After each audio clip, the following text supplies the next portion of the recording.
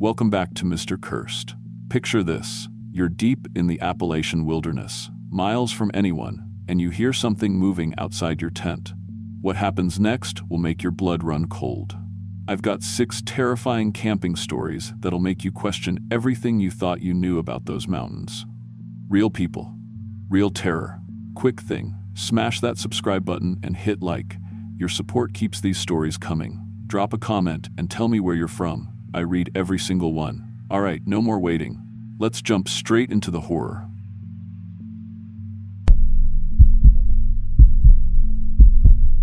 I was 26 and working the night shift at a CVS pharmacy when my hiking group decided we needed to do something bigger than our usual weekend trails. 5 of us had been meeting up every month for about 2 years, just regular people who liked getting outdoors. There was Jake, who taught middle school math and always carried way too much gear. Lisa worked retail at Target and could identify practically every wildflower we came across. Mark was this quiet accountant who never said much but somehow always ended up leading us down the best paths. Sarah worked at AutoZone and had this beat-up Jeep that could handle any mountain road. Then there was me, spending my days counting pills and dealing with insurance companies, dreaming about being anywhere else. We'd heard about this remote area in eastern Tennessee where you could find some really rare wildflowers, stuff that only grew in specific elevations and soil conditions. The kind of plants that serious botanists traveled hundreds of miles to photograph. Lisa had been talking about it for months after reading some research papers online. The area was accessible, but it required a solid 6-mile hike from the nearest place you could park, and you had to know exactly where you were going. No marked trails, just old logging roads and deer paths. Looking back now, I think we were all feeling pretty confident about our hiking abilities. We'd done overnight trips before, handled some rough terrain, and we always prepared well. Jake insisted on safety protocols for everything. First aid kits, emergency contacts, backup navigation. We weren't just weekend warriors stumbling around unprepared. We researched weather patterns, studied topographical maps, and even contacted the local ranger station to let them know our general plans. The valley we were targeting sat in a bowl between 3 ridges, surrounded by old-growth forest that had somehow escaped logging.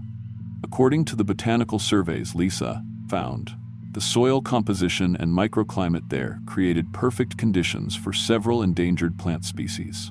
The photos online showed this amazing diversity of wildflowers that you couldn't find anywhere else in the region.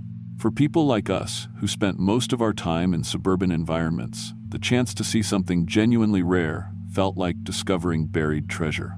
We planned it for a long weekend in early May, when the spring flowers would be at their peak. Sarah's Jeep could handle the rough Forest Service roads, and we pooled money for camping gear and supplies.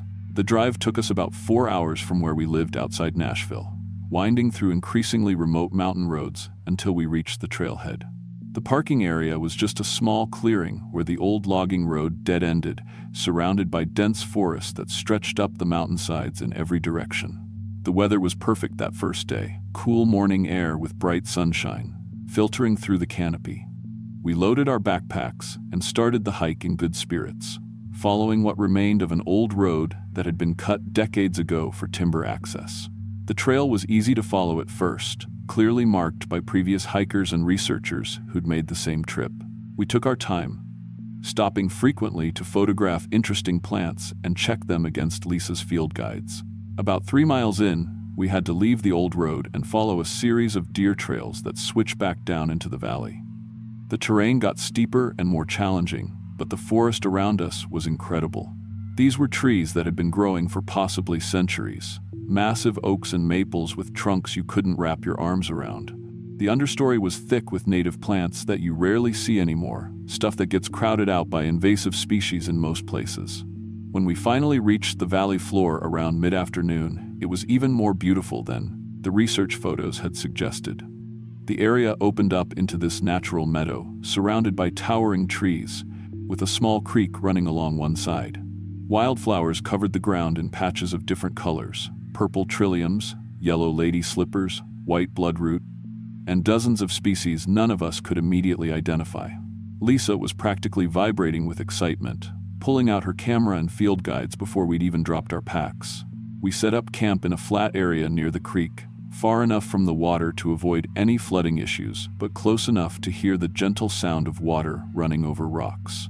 Jake insisted on following proper camping protocols, hanging our food properly, setting up a designated cooking area, making sure we weren't disturbing any sensitive plant areas.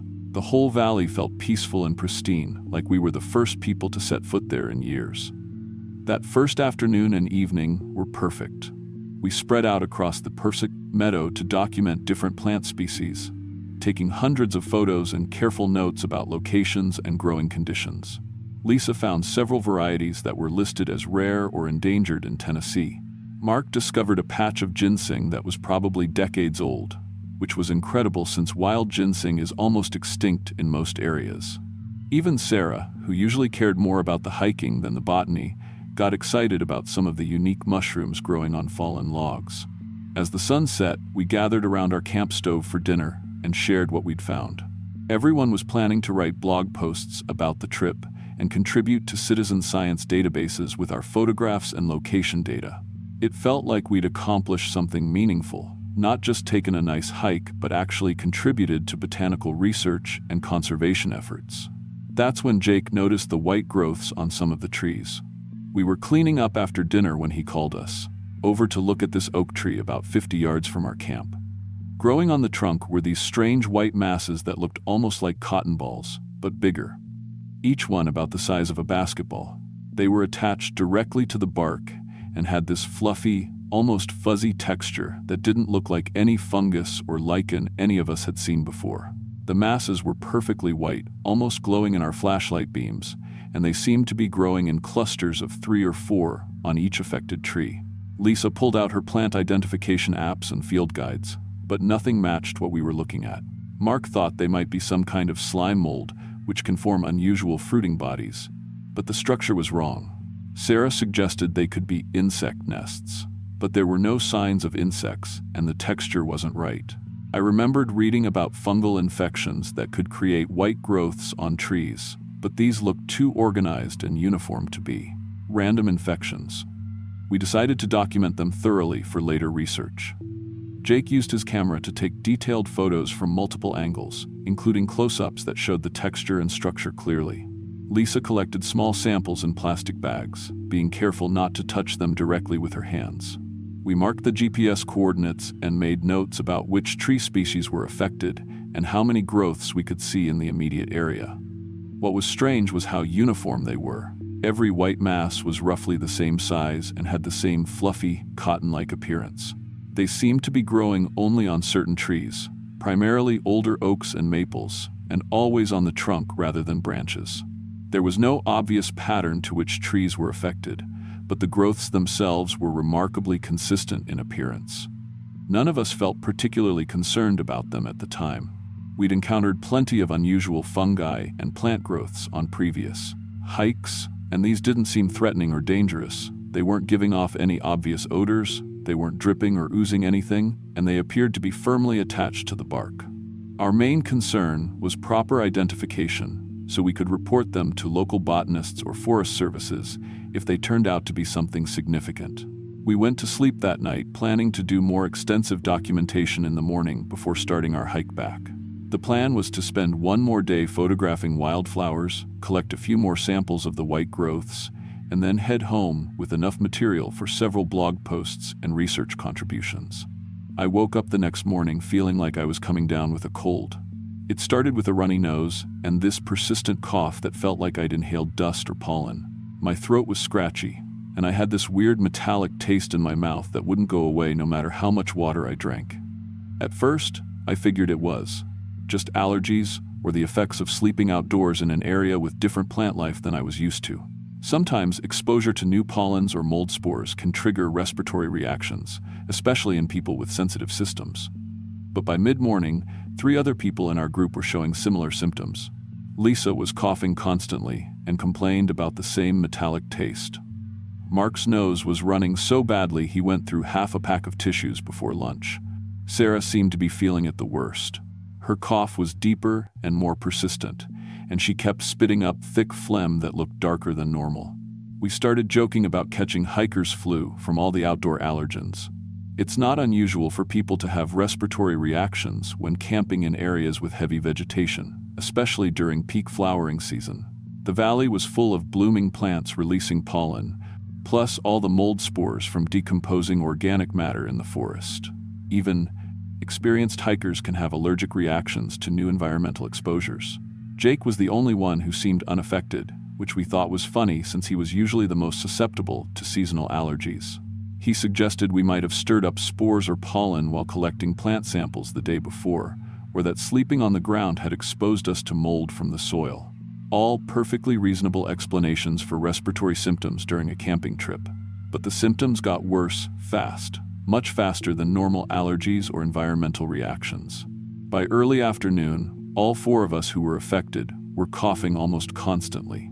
The phlegm we were bringing up had gotten thicker and darker, with these black specks scattered throughout that looked almost like tiny seeds.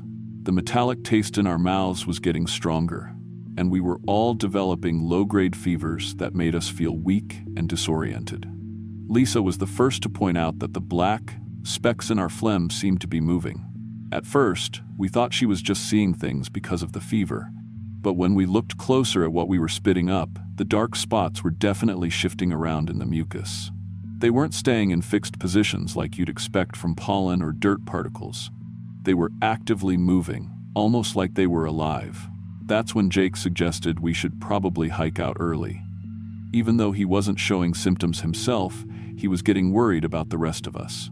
4 people developing identical respiratory problems within 12 hours wasn't normal, especially when the symptoms were getting worse instead of better. He thought we might have encountered some kind of toxic plant spores or been exposed to poisonous pollen that was causing a serious allergic reaction. We agreed it was probably the smart thing to do. None of us felt like we were in immediate danger, but we were all feeling increasingly sick. And being 6 miles from the nearest road wasn't a good situation if our conditions deteriorated further.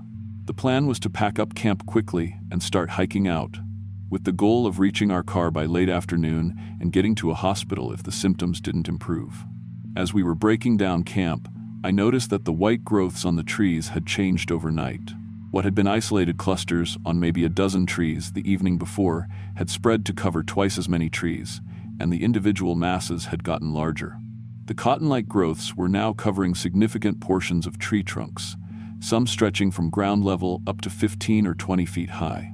The white material looked thicker and more developed, with visible layers and structures that hadn't been there before. More disturbing was that the growths were actively releasing something into the air. You could see fine particles drifting away from the white masses, creating a barely visible mist that hung in the air throughout the valley. When the morning sunlight hit it at the right angle, you could see clouds of microscopic spores or particles being dispersed by even slight breezes. We realized we'd been breathing that material for the entire night and morning. Our camping area was completely surrounded by affected trees, and the air was full of whatever the white growths were releasing.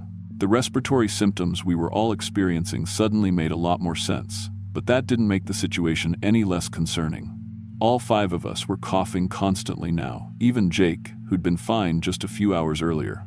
The thick phlegm we were bringing up was full of those moving black specks, and when we spit it out, you could see the dark particles writhing around like tiny worms or insects.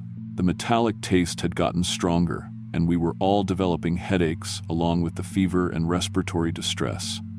We packed our gear as quickly as possible and started hiking toward the trailhead, but our pace was much slower than normal because of how sick we were feeling. The constant coughing made it hard to breathe properly, and the fever was sapping our energy. What should have been a relatively easy 6-mile hike was turning into a serious endurance challenge. About 2 miles into the hike, Lisa collapsed. She'd been struggling more than the rest of us, coughing so hard she could barely catch her breath between spasms. When she suddenly dropped to her knees and started vomiting, we saw that she was bringing up blood, along with the thick, dark phlegm. The blood wasn't bright red like you'd expect from a throat injury, but darker and thicker, mixed with white foam and those moving black specks. But what really terrified us was when she started screaming that something was crawling under her skin. Lisa rolled up her sleeves, and we could see white thread-like structures moving beneath the surface of her arms. They weren't just visible as faint lines, They were creating actual bulges and ridges as they traveled along what looked like her blood vessels. The threads were writhing and pulsing under her skin, creating a network of moving lines that stretched from her wrists up toward her shoulders. Jake pulled out his pocket knife and, despite our protests, made a small cut over one of the most prominent threads.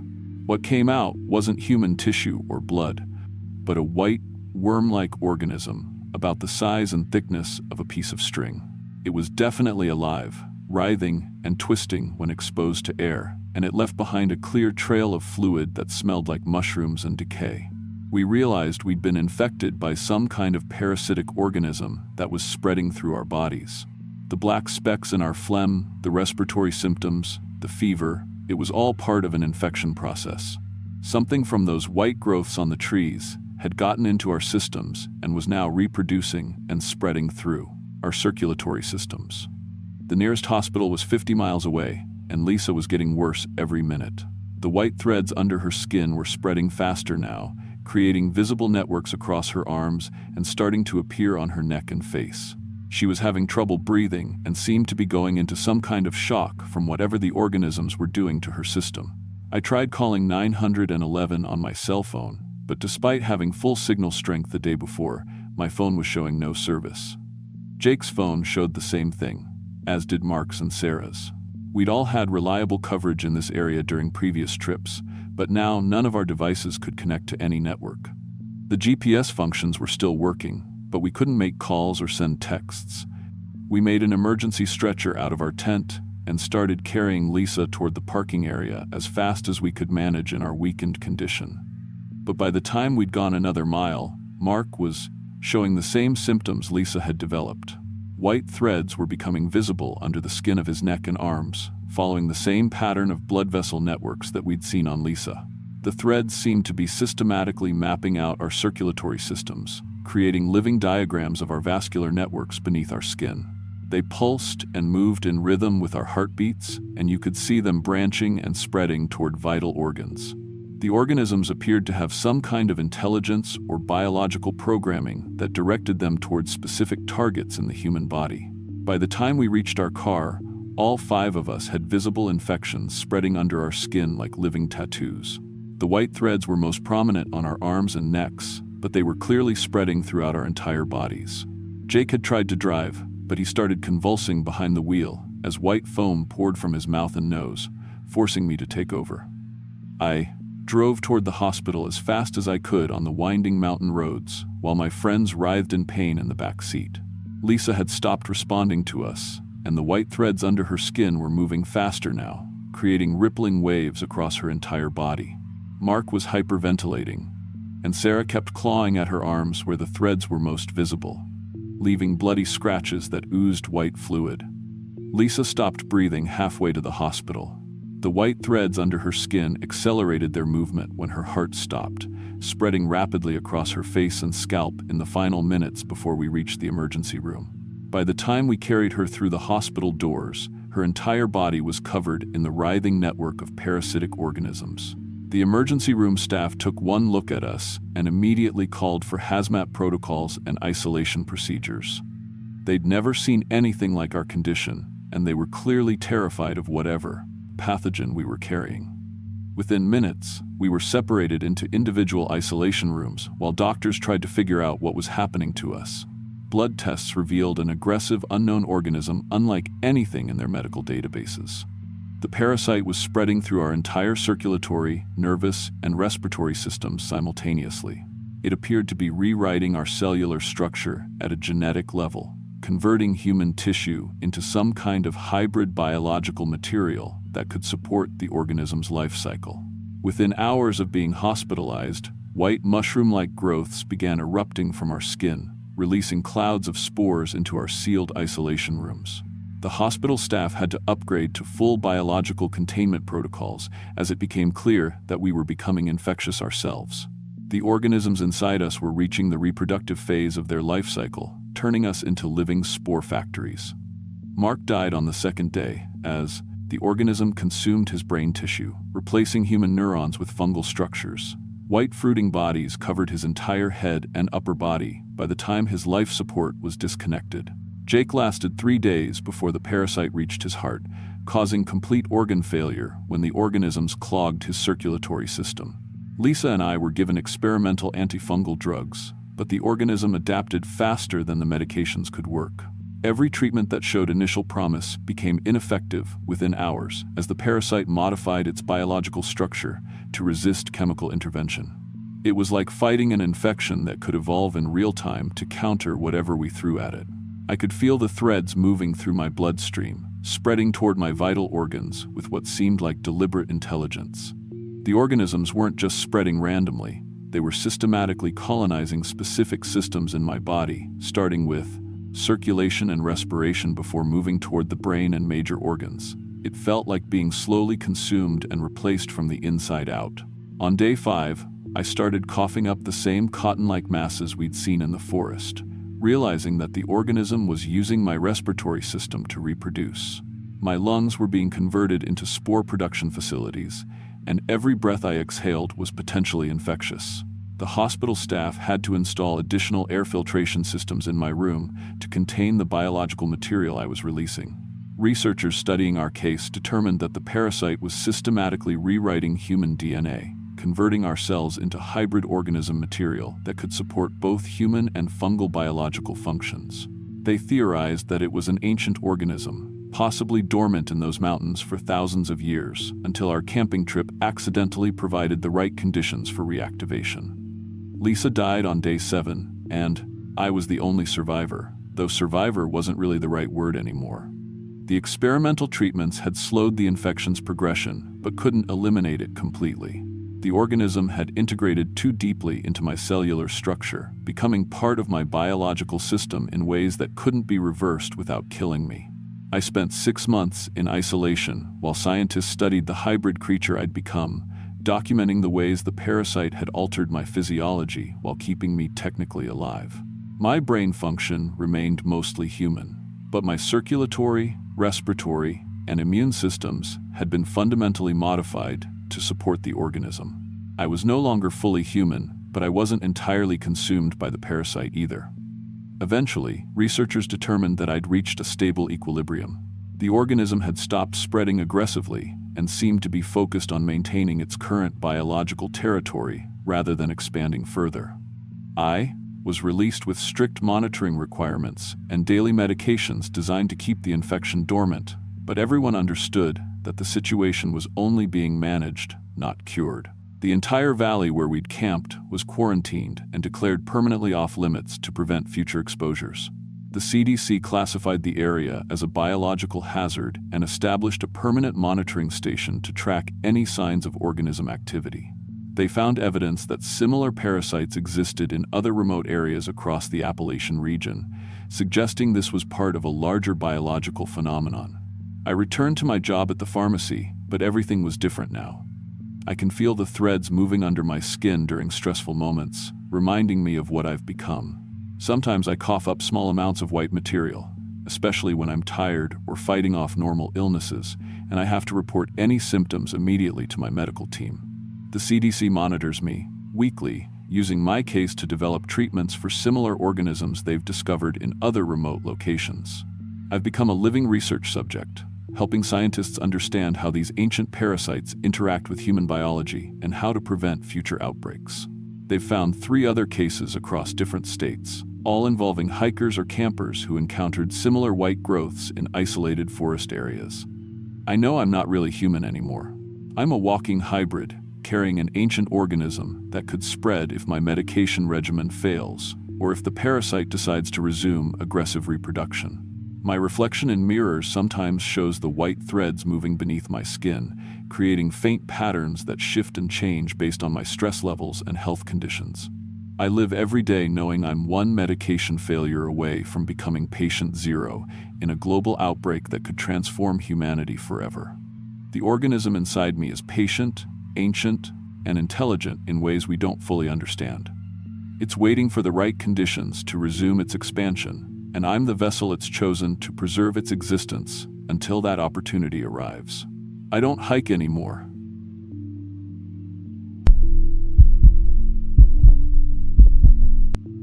Back when I was 71, I worked the morning shift at Food Line in Boone, scanning groceries and listening to folks complain about everything from the weather to Washington. My name's Dorothy, and I'd been widowed about 6 months when this happened. Robert, my husband of 48 years, had dropped dead of a heart attack right there in our kitchen while making his morning coffee. One second he was asking if we needed milk, the next he was gone. Just like that. I'd never been camping a day in my life, never wanted to sleep on the ground or wonder if bears were going to come calling in the middle of the night. But Robert, he'd always been different about the outdoors. His grandfather used to hunt up in the North Carolina mountains back when there were still Cherokee families living in some of the hollows, and Robert grew up hearing stories about places so beautiful they'd make you weep just looking at them. He kept these old topographical maps in his desk drawer, marked up with red circles, little notes written in his careful handwriting. Good water here. Deer trail.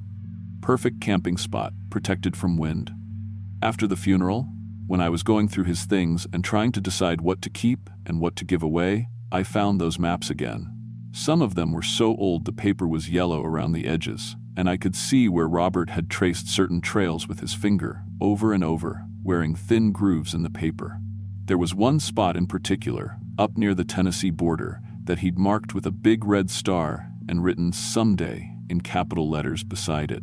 I called my daughter Linda in Charlotte and told her I was thinking about taking a little trip, maybe visiting my sister in Tennessee.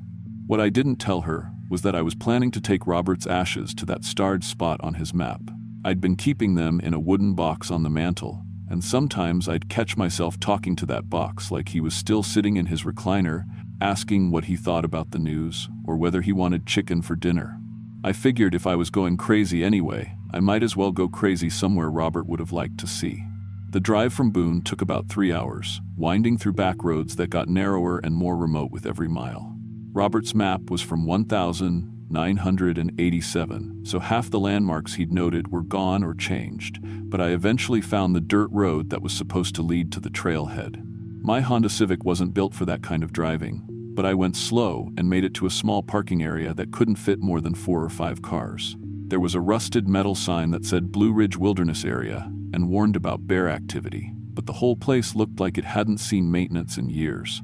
The trail started out well marked, but after about a mile it forked, and Robert's map showed the path continuing to the left while a newer trail marker pointed right. I went with Robert's directions, figuring he'd studied these mountains more than the Park Service had. The path got steeper and less maintained as I climbed, and I had to stop every 10 minutes or so to catch my breath. I'm not in bad shape for my age, but I'd never done this kind of hiking before. It was late afternoon when I finally reached the spot Robert had marked. I almost walked right past it because it didn't look like anything special at first, just a break in the trees where the trail curved around a small creek. But when I stopped and really looked, I understood why he'd chosen this place. The creek formed a natural pool, about 10 feet across, clear enough to see smooth stones on the bottom. Wildflowers grew in thick patches along the banks, and the trees opened up just enough to let sunlight filter down in golden shafts. It was the kind of place that made you want to sit and listen, even if you didn't know what you were listening for. I set down my backpack and pulled out Robert's ashes. The box felt heavier than it should have, but maybe that was just because of what it meant. I'd practiced what I wanted to say during the drive up, but standing there by that peaceful water, the words felt wrong. Too formal. Robert had never been formal about anything. "Well, here we are," I said finally, my voice sounding strange in all that quiet. "I know I should have brought you here years ago, when you could have enjoyed it proper. I'm sorry, I was always too scared to try." I opened the box and started scattering his ashes into the pool, watching the current carry them downstream toward whatever lay beyond the mountains. The water was so clear, I could see individual specks swirling and settling on the rocks below. For the first time since the funeral, I felt like Robert was actually at peace somewhere, not just gone. I'd brought a small tent and sleeping bag, figuring I'd spend one night there before heading home. Setting up camp took longer than expected since I'd never done it before, but I managed to get the tent standing and my sleeping bag laid out inside. The sun was starting to set by then, painting the trees in shades of orange and red that were almost too beautiful to look at. That first night, I slept better than I had in months. The creek made a gentle bubbling sound that reminded me of the fountain Robert had wanted to install in our backyard, and the air smelled like pine needles and wild honeysuckle. I woke up feeling more rested than I'd felt since Robert died. It was around dawn that I first heard my name being called. Dorothy. Soft and distant, like someone calling from across a field. Dorothy, I'm here now. The voice sounded exactly like Robert's, down to the slight rasp he'd developed from years of smoking before he quit. I sat up in my sleeping bag, listening hard, but all I could hear was the creak and a light breeze moving through the pine branches. Dr. Peterson had warned me that grief could cause hallucinations, especially when you were stressed or in unfamiliar surroundings. I figured that's all it was, my mind playing tricks on me because I missed him so much. But the voice came again around mid-morning, while I was sitting by the creek eating a granola bar. You found it, Robert's voice said, so clear it seemed to come from right beside me. You found our place. This time I answered, feeling a little foolish but desperate enough not to care. I should have come here with you, I said to the empty air. I was always too scared of camping, but this is beautiful, Robert, just like you said it would be. I know you were scared, his voice replied, and I could hear the smile in it. But you're here now. That's what matters. The conversations continued throughout the day. Robert's voice would tell me things I'd forgotten, stories from our early marriage that I hadn't thought about in years. He reminded me about the time we'd gotten lost driving to my cousin's wedding and ended up spending the night in the car, laughing until we cried because we'd missed the ceremony entirely. He talked about watching me sleep during those first months when we were newlyweds, how he'd worried about whether he was good enough for someone like me. These weren't memories I would have thought to hallucinate. They were too specific, too much like things Robert would actually say. When evening came and I crawled into my tent, I felt closer to my husband than I had since the day he died. The next morning, I found Robert's wedding ring lying on a flat stone beside the creek. I picked it up with shaking hands, feeling the familiar weight of it, the tiny scratch on the inside band from where he'd caught it on a fence post 10 years ago. The ring was warm, like someone had just taken it off. I'd slipped that same ring off Robert's finger at the funeral home before they closed the casket. It should have been buried with him, 6 feet underground in Sunset Memorial Gardens. Instead of fear, I felt overwhelming relief. Like Robert had found a way to come back to me, to let me know he was still around somehow. I put his ring on my thumb, the only finger it would fit, and spent the morning telling the forest about how lonely I'd been without him. That evening, other voices joined Robert's. His mother, Sarah, who died 15 years ago. My own parents, gone for over 20 years. My sister Janet, killed in that car wreck back in '87. They all sounded exactly as I remembered them, sharing stories and inside jokes that I'd thought were lost forever. We've been watching over you, my mother said, her voice carrying that particular tone she used when she was proud of something I'd done. You've been so strong through all this grief, sweetheart. Stronger than you know. Janet laughed the way she used to when we were kids, high and infectious. Remember when we snuck out to meet those Miller boys at the drive-in? Mama never did figure out how we got back in the house. Robert's father, dead for 20 years, told me stories about watching Robert grow up, about how proud he'd been when Robert married me. That boy loved you from the minute he saw you, he said. Used to practice asking you out in the mirror for weeks before he worked up the courage. Each night brought more family members. My grandmother, who'd helped raise me after my mother got sick. Robert's brother Paul, taken by cancer 5 years back. Even my Uncle Tommy, who died in Vietnam before I was born, but whose voice I somehow recognized from old family stories. They told me about a place beyond death where pain didn't exist, where everyone was young and healthy and had infinite time to spend with the people they loved. It sounded like the most wonderful thing I'd ever heard. No more loneliness, no more grief, no more waking up in an empty house and forgetting for a split second that Robert wasn't there to make coffee. I started staying longer than I'd planned. I called in sick to work and told my neighbor Mrs. Anderson that I was visiting family out of state, which was true in a way. Every day, the voices became clearer and more present. Sometimes I could almost see them moving between the trees, translucent shapes that looked familiar but stayed just at the edge of my vision. You don't have to go back to that lonely house, Robert explained one evening as I sat by the creek. His voice was so clear now, it seemed to come from right beside me. Everyone who loves you is here, Dorothy. We're all waiting for you." The thought of returning to my regular life started feeling impossible. What was waiting for me back in Boone? An empty house where Robert's coffee cup still sat in the sink because I couldn't bring myself to wash it. A job that barely paid enough to cover my bills. Neighbors who were polite but distant, who didn't really understand what it was like to lose the person who'd been the center of your world for almost 50 years. Here in the mountains, I was surrounded by love and acceptance. My family was here, whole and happy and eager to be together again. They painted pictures of eternal reunion, of a place where we could all be together without the fear of loss or separation.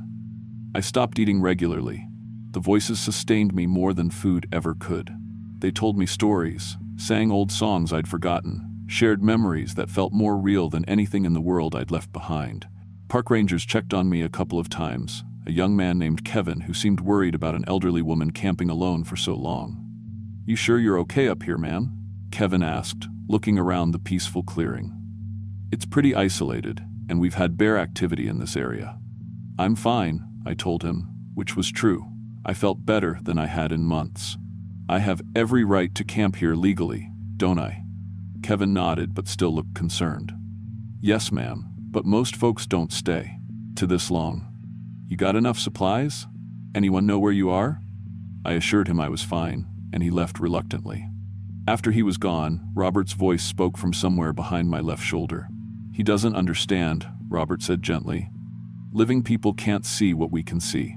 They think death is something to be afraid of, but it's just another doorway." The voices grew stronger and more convincing as the days passed. They described the horrible loneliness I'd face if I returned to my old life, growing old alone, dying forgotten in some nursing home with no family left to visit. They showed me a different path, where I could join them permanently and never be lonely again. Robert began appearing to me during the twilight hours. Not solid, but unmistakably him, tall and lean, with that gentle smile that had made me fall in love with him in 1975. He looked exactly as he had in our wedding photos, young and handsome and full of life. "I can offer you something the bat world never could," he said one evening, taking my hand in his translucent fingers. "Eternal youth, eternal love, eternal togetherness. No more watching your body break down, no more being afraid of what comes next. Just us, forever, in a place where love is the only law." Other family members started appearing too. My parents looked as they had during my childhood. My father strong and vital instead of the frail man cancer had made him. My mother was baking invisible pies and setting places at an invisible table, recreating the holiday dinners I'd missed so much after she died. They were offering me a perfect world where everyone was healthy and happy and had infinite time for love and laughter. All I had to do was let go of the life that had caused me so much pain. I realized they wanted me to die in this place, not violently or dramatically, just to release my hold on a world that no longer had room for the love I needed to give. The thought didn't frighten me. It felt like the most natural thing imaginable, simply stepping from one room into another, where all the people I'd lost were waiting to welcome me home. I stopped taking my heart medication. I ate just enough to stay conscious, but no more, preparing my body for whatever transition lay ahead. The spirits encouraged me, telling me how brave I was, how ready I was to move beyond the limitations of physical existence. On what I planned as my final night, a young mother set up camp about 50 yards away from mine. She had twin boys, maybe 3 years old, and she was clearly struggling to manage them alone. I watched her chase one while the other ran toward the creek, heard her patient voice redirecting their endless energy over and over. The children's laughter was purely alive in a way that cut through the whispered promises of the dead like a knife. It was messy and immediate and real, full of joy over simple discoveries, a pretty rock, a butterfly, the way water splashed when you threw stones into it. Their energy reminded me of my own daughter at that age, when life was hard but precious and every day brought something new to wonder at. Watching that young mother, I suddenly realized what the spirits were really offering me. Not reunion, but consumption. They fed on grief and loneliness, using love as bait to drain the life force from people like me who were vulnerable and isolated. The beautiful clearing wasn't a place of peace, it was a hunting ground, and I was the prey. When I started packing to leave the next morning, everything changed. "Dorothy, what are you doing?" Robert's voice was no longer gentle but sharp with authority. "You can't leave now. You made a promise to love me forever. Death doesn't change that promise." "I'm going home," I said, stuffing my sleeping bag into my backpack with shaking hands. "This isn't real." "You're not real." The temperature around my tent dropped 20 degrees in seconds. The wildflowers that had seemed so beautiful began turning brown and brittle. Robert's image appeared in front of me, but his face was wrong somehow. The features shifted and blurred like a photograph left too long in the sun. "You belong with us now." My mother's voice hissed from somewhere above my head. "We've been waiting so patiently for you, sweetheart. Don't be selfish." The voices of my dead family surrounded the tent, no longer loving but demanding. They reminded me of every time I'd disappointed them in life, every promise I'd failed to keep, every moment I'd chosen my own needs over theirs. Their love had become a cage, their comfort a trap. "You never visited my grave?" Janet's voice accused from the darkness. "You forgot my birthday 3 years running. At least here you can make up for neglecting us." I realized these weren't my loved ones at all. They were something older and hungrier, predatory entities that had learned to wear the faces of the dead they'd been feeding on. Mourners like me for years, maybe decades, drawing grieving people to this isolated place where they could slowly drain away their will to live. I screamed at them to leave me alone and started running toward the trail, feeling cold hands grabbing at my arms and clothes. Behind me, the beautiful meadow was collapsing into something dark and twisted. The clear creek turned black, and the air filled with the smell of decay and old graves. The spirits followed me down the mountain, calling from the trees and whispering through the wind. They promised terrible loneliness if I returned to the world of the living, described growing old and forgotten with no one to love me or remember my name. But their voices were losing power the farther I got from their hunting ground. By the time I reached my car, I could barely hear them. I drove straight to the nearest town and bought a new cell phone when mine started playing Voices of the Dead through the speaker. The radio in my car kept switching to stations that didn't exist, broadcasting messages from Robert and my family begging me to return. Back home in Boone, I immediately restarted my heart medication and called my doctor. I scheduled grief counseling sessions and joined a support group for widows at my church. I needed to learn how to grieve properly, without falling into spiritual traps that promised easy answers to the hard work of living. Sometimes I still hear Robert's voice calling from empty rooms, but I've learned to recognize the difference between memory and manipulation. The real Robert would have wanted me to find joy and purpose in whatever years I had left, not waste away pining for a reunion that would come naturally when my time was actually up. I volunteer at the local hospital now, helping other widows navigate the early stages of grief. There are more of us than you'd think. Women who've lost the centers of their worlds and don't know how to build new lives from the pieces that remain. We need each other more than we need contact with the dead. The meadow where I scattered Robert's ashes was quietly closed to public camping 6 months later. The Park Service cited environmental concerns, but I heard from Kevin the ranger that several elderly visitors had died there under what they called natural circumstances. Heart failure, hypothermia, malnutrition, all things that could happen to older people camping alone. But I know better. I know there's something in that beautiful place that feeds on grief and tricks lonely people into giving up their lives willingly. I keep Robert's memory alive by living fully, knowing that real love encourages growth and healing, not death and stagnation. I've started taking photography classes at the community college and hiking easier trails around Boone with a group of women my age.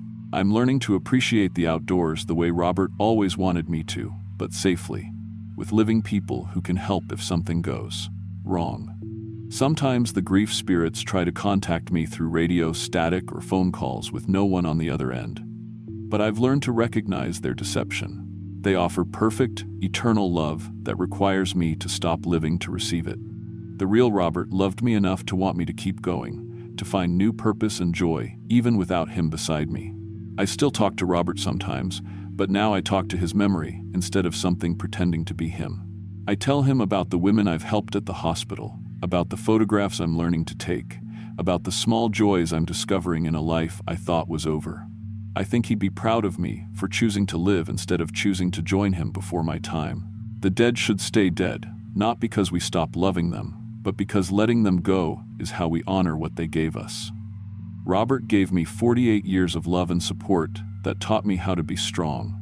I won't let predatory entities use that gift against me to steal the years I still have left to live. That's why I'm telling you this story, even though it makes me sound crazy. Because grief makes us all vulnerable, and there are things in this world that know how to use our love against us. If you've lost someone and you're thinking about going somewhere isolated to feel close to them again, please don't go alone. And if you start hearing voices that sound like the people you've lost, remember that true love doesn't ask you to die to prove it. The dead can wait. It's the living who need us now.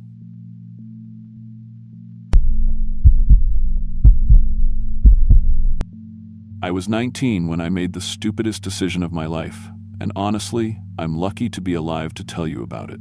This was about 7 years ago now, back when I was working the night shift at a McDonald's in Wheeling, West Virginia. I know what you're thinking. McDonald's? Really?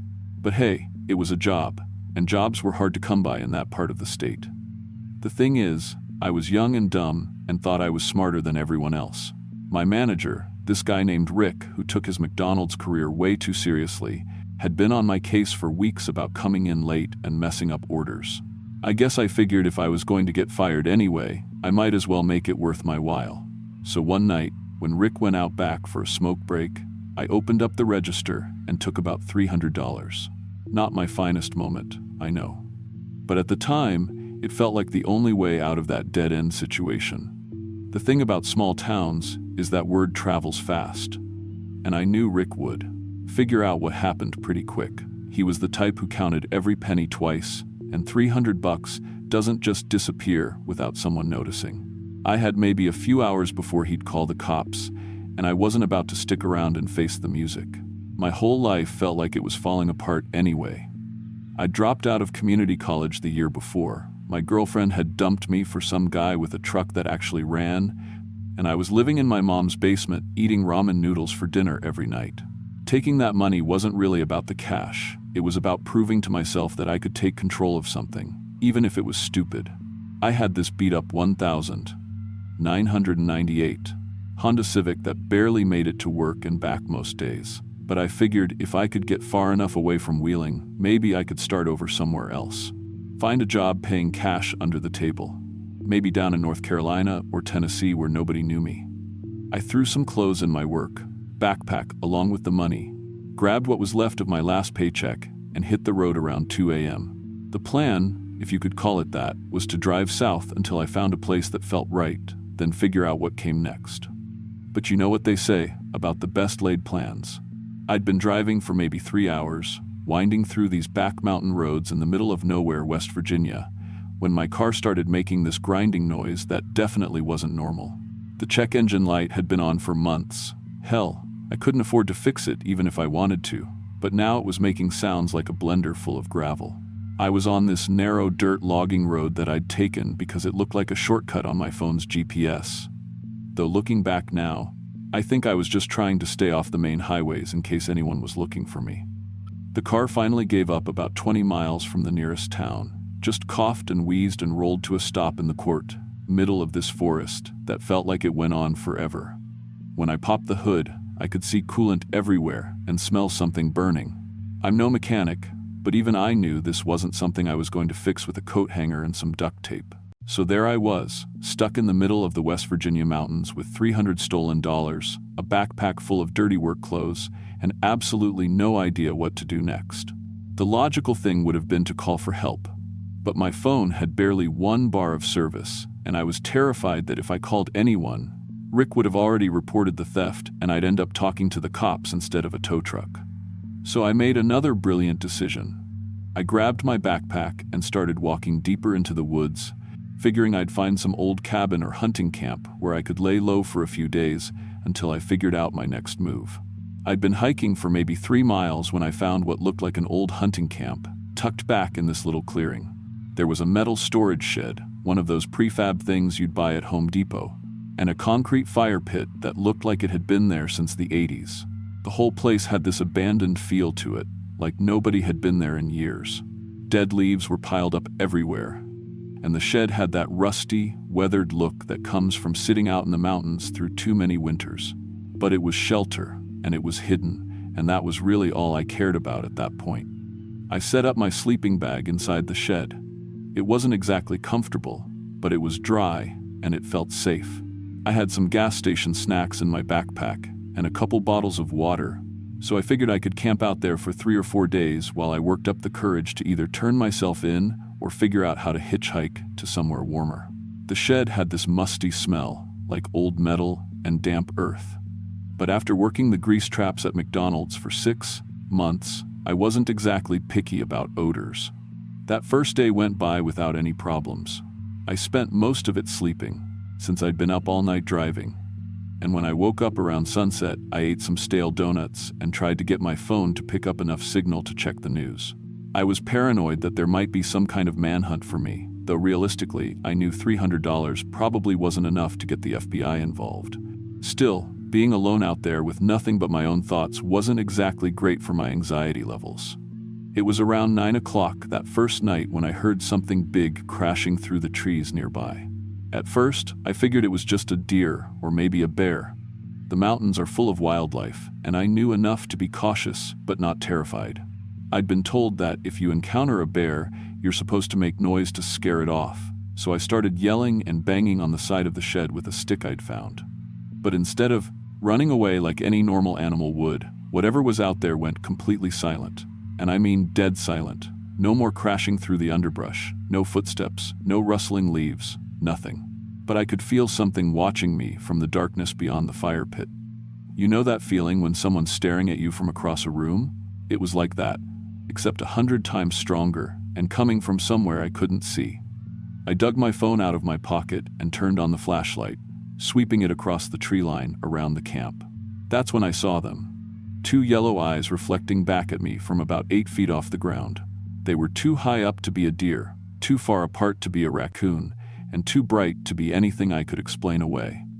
The eyes didn't blink or look away when the light hit them. They just stared back at me with this kind of intelligence that made my skin crawl. What really freaked me out was the way they moved. The eyes would shift from side to side, but they stayed at exactly the same height, like whatever was watching me was tall enough to keep its head level with the lower branches of the trees. And they followed my movement. When I stepped to the left, the eyes tracked with me. When I moved right, they moved right too. This wasn't some animal that had wandered into my camp by accident. This was something studying me. I started backing toward the shed, keeping the flashlight beam trained on those eyes, but they followed every step I took. The breathing I could hear from that direction was all wrong too slow and deliberate, like something was consciously trying to stay quiet but couldn't quite manage it. It reminded me of the way a person breathes when they're trying not to wake someone up, except deeper and more measured than any human breathing I'd ever heard. I managed to get inside the shed and slam the door shut, then started piling everything I could find against it. My backpack, some old paint, cans that had been left behind, anything that might slow down whatever was out there. The shed didn't have any windows, so I couldn't see what was happening outside, but I could hear heavy footsteps starting to circle the building.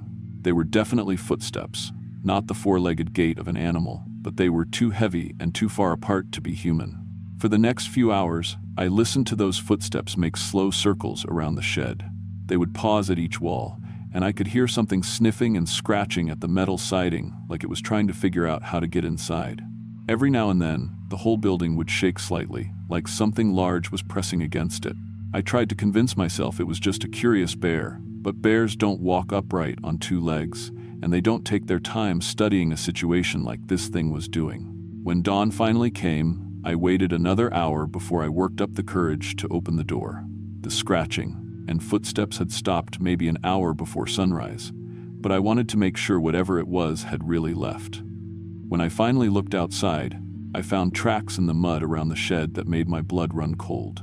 They were shaped like human footprints, but they were at least twice the size of my own feet, and where toes should have been, there were deep claw marks gouged into the earth.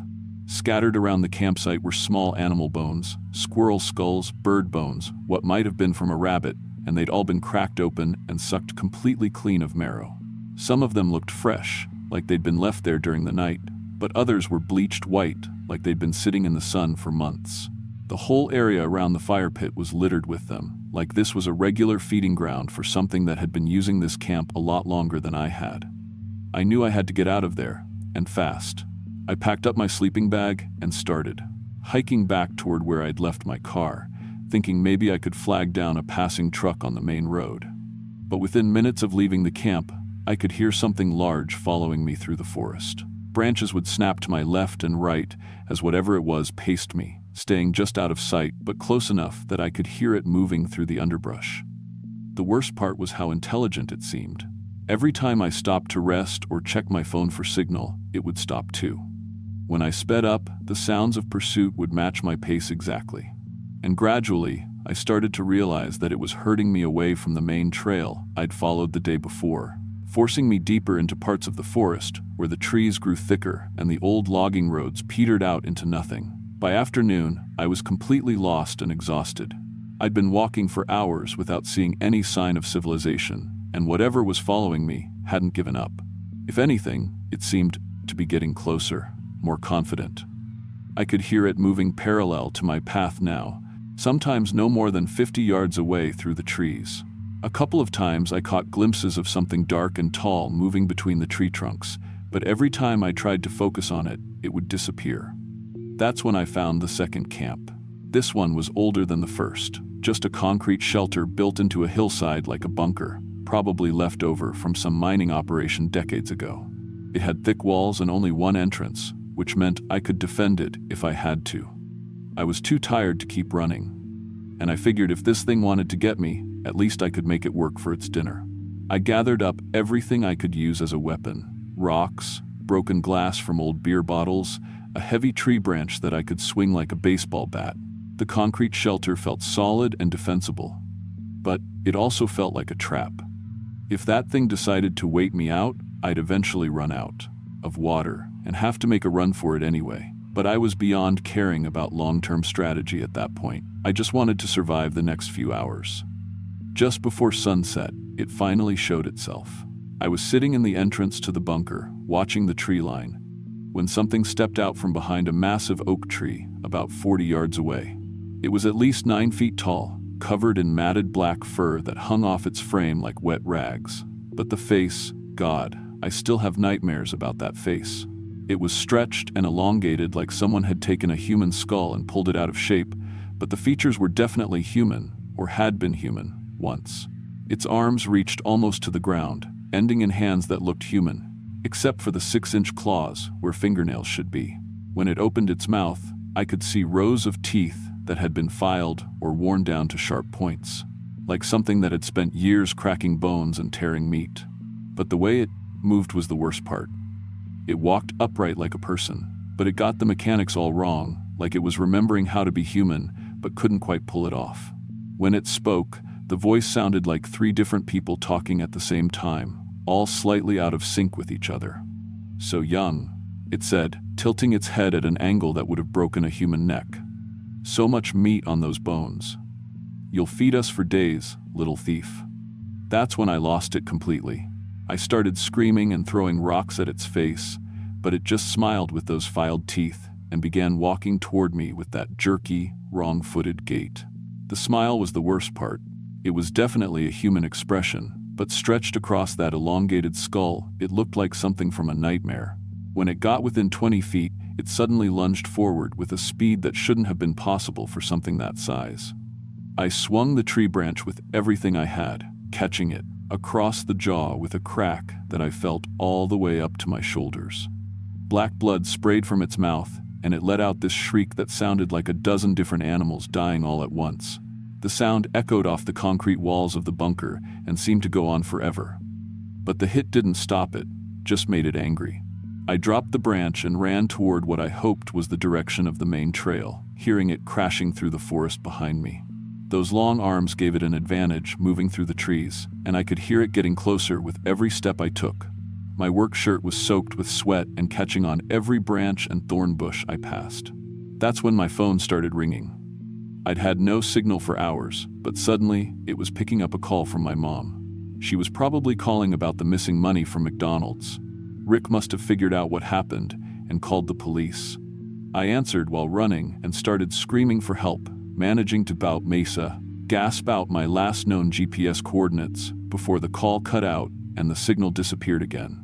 The creature caught up with me about a mile from the bunker. I felt those claws rake down my back, tearing through my McDonald's polo shirt and drawing 4 deep bloody lines from my shoulders to my waist. The pain was incredible, like being hit with a handful of razor blades, and I stumbled and went down hard on the forest floor.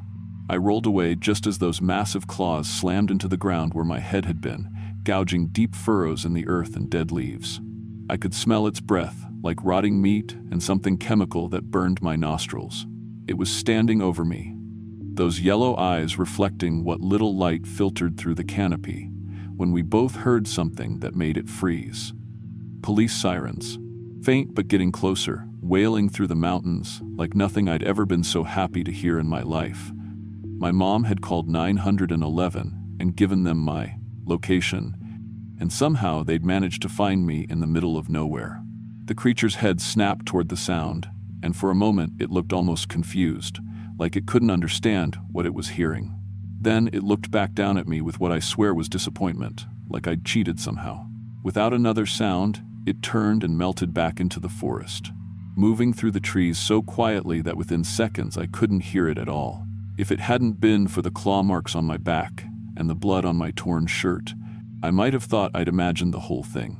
The state police found me about 20 minutes later, bleeding and hysterical, babbling about a monster while they radioed for an ambulance. They wrapped my back in gauze and kept asking me questions about what kind of animal had attacked me. But every time I tried to explain what I'd really seen, they'd exchange these looks like they were dealing with someone who'd lost his mind. The official report blamed my injuries on a large predator attack and recommended that I receive psychiatric evaluation for trauma-induced hallucinations. I ended up pleading guilty to the theft charge and doing 200 hours of community service, but I never told anyone else the truth about what happened in those mountains. The doctors said the claw marks were consistent with a bear attack, and the police figured the stress and blood loss had made me imagine the more impossible details. Maybe they were right. Maybe I did hallucinate the whole thing. But those scars on my back tell a different story. 6 months after I got back, 2 hikers went missing in the same area where I'd been camping. The search teams found oversized tracks around their abandoned campsite, and when they finally located the bodies 3 weeks later, the remains were scattered around that same old hunting camp where I'd spent my first night. The bones had been cracked open and cleaned of every scrap of meat, just like those animal bones I'd found. I moved to Charleston after that and got a job at a warehouse loading trucks. It's honest work, and it keeps me far away from any wilderness areas.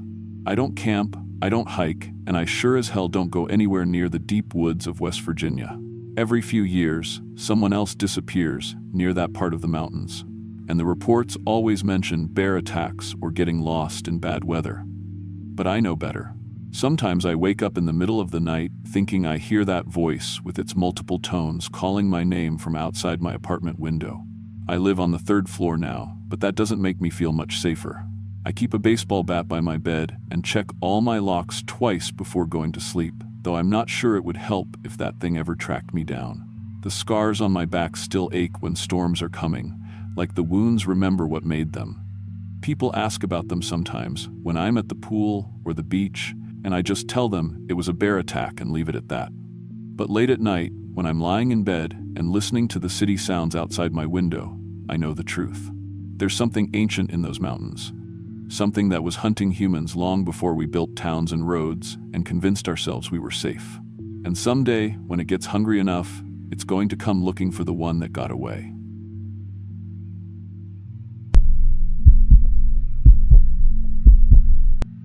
I was 26 and working nights as a pharmacy technician when my hiking club decided we needed to do something special for our 5th anniversary.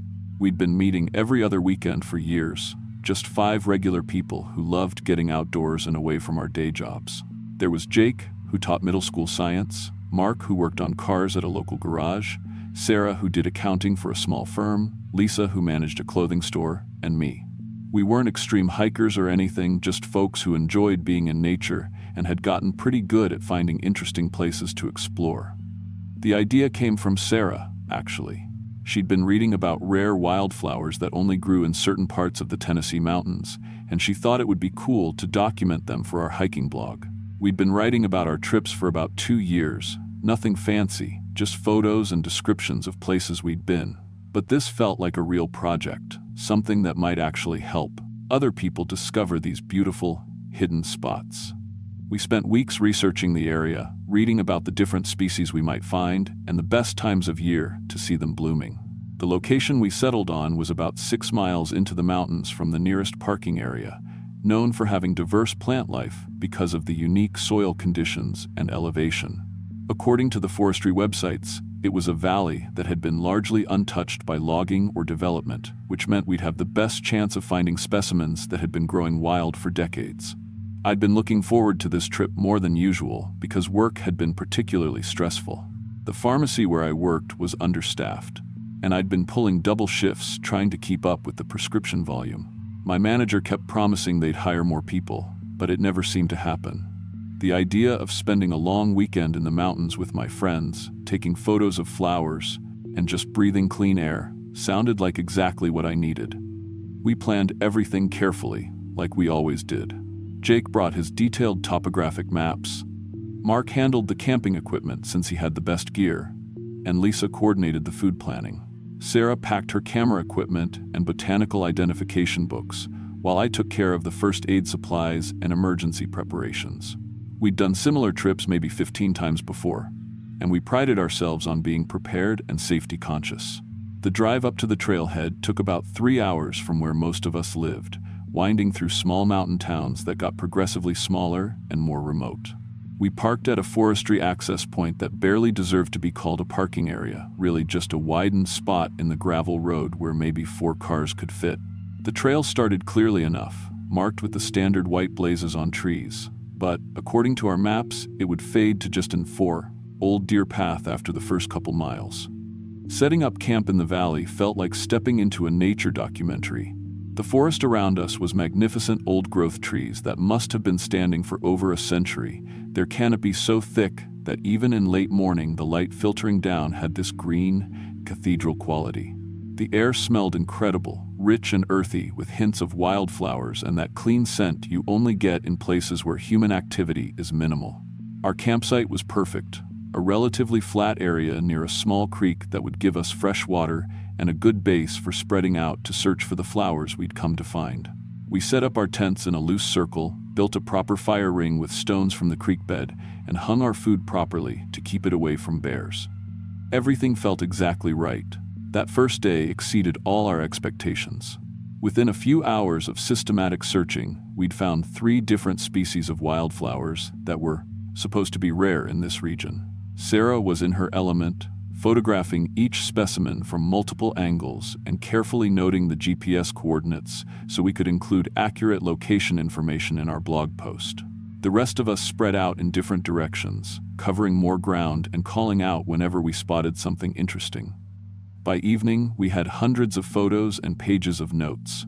Lisa had found what appeared to be a small grove of lady slipper orchids, which according to Sarah's books were extremely uncommon in this part of Tennessee. Jake discovered several varieties of trillium that were supposed to bloom much earlier in the season, but here they were thriving in the unique microclimate of the valley. Mark, who usually cared more about the hiking than the flowers, surprised everyone by spotting a cluster of ghost pipes, those weird white flowers that look almost artificial. We spent that evening around the campfire feeling genuinely accomplished, uploading photos to Jake's laptop and planning our route for the next day. The temperature was perfect, maybe 60 degrees with a light breeze, and we could hear owls calling back and forth across the valley. Everything felt peaceful and right with the world. It was Jake who first noticed the dead animals the next morning. He'd gotten up early to check some of the spots we'd marked the day before, hoping to get better photos in the dawn light. When he came back to camp around 7, he looked troubled. "There's something weird out there," he said, pouring coffee from the camp pot we'd set up on the fire. "I'm finding dead animals scattered all through the woods. Deer, rabbits, birds, they're just lying where they fell." At first we figured it might be a disease outbreak, something that happens occasionally in wildlife populations. Mark suggested it could be related to a harsh winter or contaminated water source. But when we hiked out as a group to look at what Jake had, found. The pattern didn't make sense for natural causes. The dead animals were everywhere, scattered throughout the forest in what seemed like random locations. But what was strange was how they died. There were no visible wounds, no signs of predation or fighting. They were just lying there, as if they'd all gotten sick at exactly the same time and collapsed wherever they happened to be standing. A doe maybe 50 yards from our camp, a cluster of rabbits near the creek, birds that had apparently fallen straight out of the trees. Could be a gas leak, Sarah suggested, though she didn't sound convinced. Sometimes natural gas seeps up through rock formations and creates pockets of toxic air. We discussed packing up and leaving, but the animals had clearly been dead for several days, judging by the state of decomposition. If there had been some kind of environmental hazard, it seemed to have passed. We decided to stay alert for any symptoms and continue with our flower hunting, but keep the day shorter than planned. That's when I started feeling sick. It began as what felt like a head-cold, runny nose, scratchy throat, the kind of thing you might pick up from being outdoors and sleeping in a tent. I mentioned it to the others around lunchtime, and Lisa said she was feeling a bit under the weather too. By afternoon, Jake was coughing, and Sarah complained of a weird metallic taste in her mouth that wouldn't go away no matter how much water she drank. Forest flu, Mark joked, though he was starting to look pale himself. Too much fresh air for us city folks. The symptoms got worse fast. By evening, all 5 of us were coughing constantly, bringing up thick phlegm that had dark specks in it. The specks looked almost like pepper flakes, except they seemed to move slightly when you looked at them closely. We passed it around the campfire, each of us examining what we'd coughed up in the firelight. "That's not normal," Lisa said, her voice hoarse. "That's definitely not normal." Jake suggested we hike out first thing in the morning instead of staying for the planned second full day. None of us argued. Whatever we'd been exposed to, it was affecting us fast and in ways that felt increasingly serious.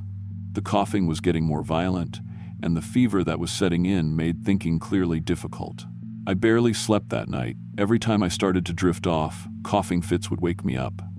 The phlegm I was producing was getting thicker and darker, and those moving specks were definitely not my imagination. When I spit into the dirt beside my tent, the specks continued to writhe for several seconds before going still. Morning brought worse news.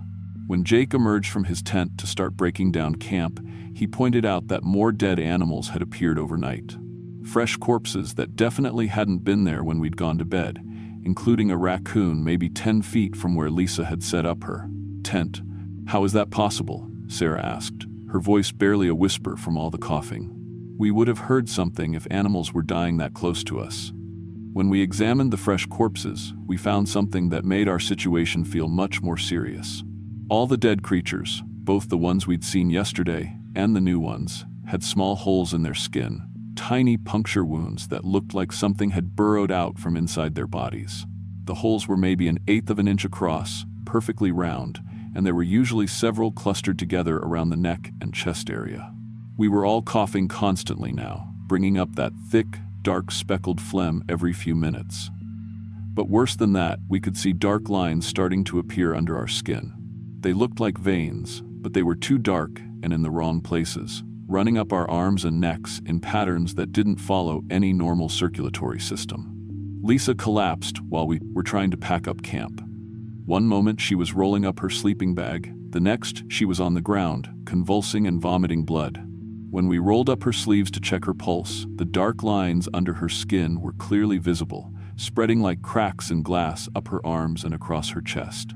Jake pulled out his pocket knife and made a small, careful cut where the lines seemed thickest on Lisa's forearm. What came out still gives me nightmares. The thing was about 1 inch long, thin and black, segmented like a worm but moving with a deliberate intelligence that worms don't have. It emerged from the cut and immediately began moving across Lisa's skin, seeming to explore the surface before trying to burrow back in at a different location. "Jesus Christ," Mark whispered. "What the hell is that thing?" We realized we'd all been infected by some kind of parasite, and it was spreading through our bodies faster than anything I'd ever heard of. The dark lines we could see under our skin weren't veins, they were networks of these organisms, following our circulatory systems and reproducing as they went. The nearest hospital was over 50 miles away, back through the mountains and down to the valley where the larger towns were located. Lisa was getting worse every minute, developing more of those dark lines and coughing up blood, along with the black speckled phlegm. Her skin was taking on a grayish color, and she was having trouble staying conscious. I tried calling 911 on my cell phone, but couldn't get any signal despite having good reception in this area on previous trips. Jake's phone showed the same: no bars, no emergency calling capability, just dead silence where there should have been connectivity. We made an emergency stretcher out of tent poles and a tarp, loaded Lisa onto it, and started hiking toward the parking area as fast as we could manage. But Mark was starting to show the same symptoms. Lisa had dark lines visible under the skin on his neck and arms, and that terrible convulsive coughing that brought up more and more of the black organisms. The lines seemed to follow our blood vessels, creating a spreading network of parasites throughout our entire circulatory systems. You could actually see them moving sometimes, dark shapes pulsing along under the skin like alien veins. The worst part was feeling them inside, knowing that these things were consuming us from within while using our bodies as breeding grounds. By the time we reached the parking area, all 5 of us had visible infections spreading under our skin like living tattoos. Jake tried to drive, but started convulsing behind the wheel, coughing up intact worms and gasping for air. I had to take over, racing down the mountain roads while my friends writhed in agony in the back seat. You could see the parasites moving under their skin, dark shapes shifting and crawling just beneath the surface. Lisa was unconscious, her breathing shallow and irregular. Mark was delirious, clawing at his own arms where the concentration of dark lines was heaviest. Lisa died halfway to the hospital, just stopped breathing suddenly, and then her body began twitching as dozens of the black worms emerged from small holes that appeared in her skin. They moved across her clothes and the car seats with that same deliberate, intelligent motion, seeming to search for new hosts. At the emergency room, the doctors took one look at us and immediately initiated hazmat protocols. They moved us into isolation rooms and called in specialists from the CDC. Blood tests showed an aggressive, unknown parasite unlike anything in their medical databases, something that was spreading through our entire systems at a rate they'd never seen before. Within hours of being admitted, more of the black worms began emerging from our skin, leaving small bleeding holes as they burrowed their way out. The doctors collected them for study, but the organisms died quickly once separated from a host body. Whatever they were, they needed living tissue to survive. Mark died on the 2nd day when the parasites reached his brain. The doctors said it was like they'd consumed the tissue around his brainstem, causing complete neurological failure. Dozens of the worms poured from his nose and ears as his body shut down, and the medical staff had to incinerate everything in the room afterward. Jake lasted 3 days. The autopsy showed that the parasites had literally eaten through his heart muscle, causing complete cardiac failure. The doctors were amazed he'd survived as long as he did, given how thoroughly the organisms had colonized his cardiovascular system. That left just me and Sarah, both of us, hooked up to machines and receiving experimental anti-parasitic drugs that the CDC had flown in from Atlanta. But the medications weren't working fast enough. The organisms adapted to each treatment faster than the doctors could, modify the drug protocols. I could feel them moving through my bloodstream, a constant sensation of things crawling and shifting inside my body. The worst part was knowing they were eating me from the inside while reproducing at an incredible rate. Every day I coughed up more live worms, and every day the dark lines under my skin became more extensive. The researchers studying our case discovered that the organisms were ancient, possibly dormant in that forest ecosystem for centuries, until something had recently awakened them. They found similar parasites in the dead animals we'd encountered, suggesting that the entire area had been infected only recently, maybe within the past few months. Sarah died on day 7 when the worms ate through her major arteries. The doctor said it was like they'd systematically destroyed her entire circulatory system from within. I was left as the only survivor, hooked up to life support, and serving as a living laboratory for scientists trying to understand these things. The experimental treatments eventually slowed the infection, but they couldn't eliminate it. The parasites had integrated too deeply into my system, becoming part of my biology in ways the doctors still don't fully understand. After 6 months of isolation and treatment, they determined I was stable. The organisms had stopped reproducing aggressively and reached some kind of equilibrium with my immune system. I was released with strict monitoring requirements and a daily medication regimen designed to keep the infection controlled. The CDC tracks my location constantly, and I have to report to a medical facility twice a week for blood draws and parasite counts. I'm essentially a walking biological weapon that requires constant surveillance. The entire forest area where we'd been camping was quarantined and declared permanently off-limits. The government bought out all the surrounding private land and created a restricted zone with armed patrols.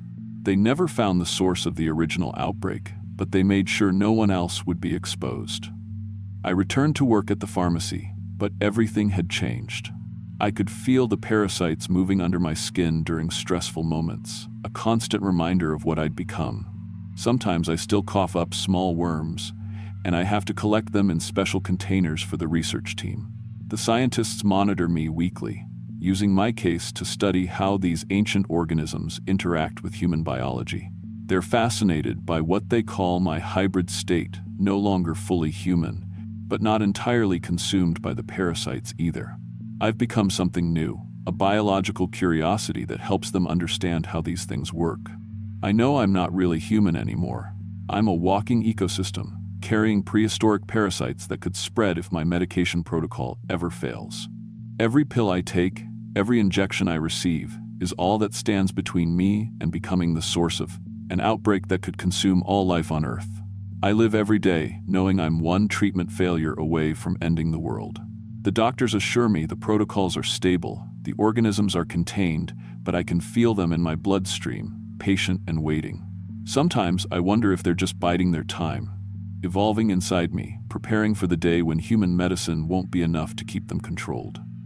I've never gone hiking again, never will. And I still wake up every morning checking my skin for those dark lines, knowing that the nightmare in those Tennessee mountains never really ended, it just found a way to live inside me forever.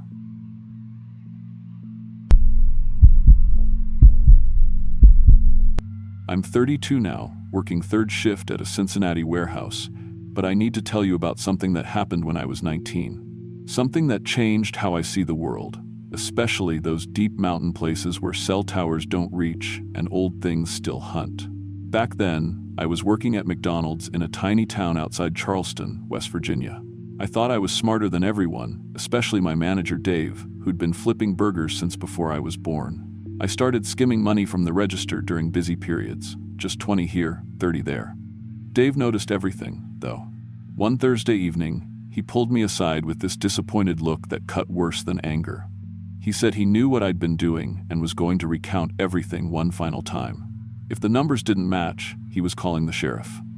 I had maybe 15 minutes before he finished counting, and I knew I was screwed because I'd lifted $40 that shift. So I grabbed my work backpack, told him I was taking out trash, and walked straight to my beat-up '98 Honda Civic.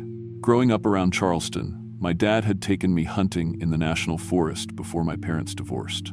I knew those old logging roads that snaked deep into the mountains, past abandoned camps and forgotten lodges.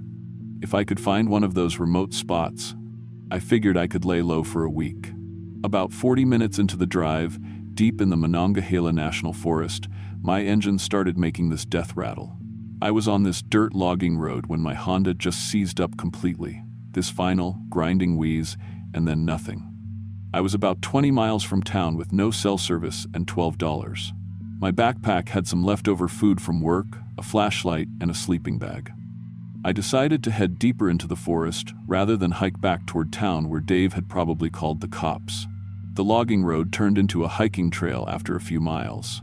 It was getting close to sunset in late October, and the temperature was dropping fast. About 3 miles in, I found what I was looking for. Hidden behind thick pine trees was this old hunting camp that looked abandoned for decades.